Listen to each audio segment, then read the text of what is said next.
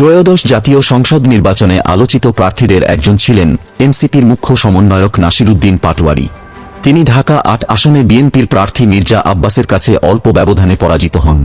তবে দলীয় সূত্র জানায়, জাতীয় সংসদের উচ্চকক্ষে সিনেট তার যাওয়ার সম্ভাবনা রয়েছে।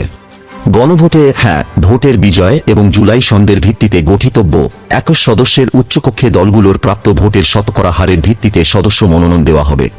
এবারের নির্বাচনে ৩০টি আসনে প্রার্থী দিয়ে এনসিপি পেয়েছে ২২,৬৯,৬৩১ ভোট, যা মোট ভোটের ৩.21%। এই হিসেবে দলটি উচ্চকক্ষে অন্তত ৩টি আসন পেতে পারে।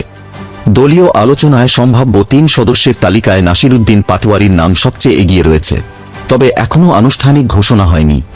বিশ্লেষকদের মতে, তিনি যদি ঢাকা সিটি কর্পোরেশন নির্বাচনে মেয়র পদে প্রতিদ্বন্দ্বিতা করেন, তাহলে উচ্চকক্ষে নাও যেতে পারেন।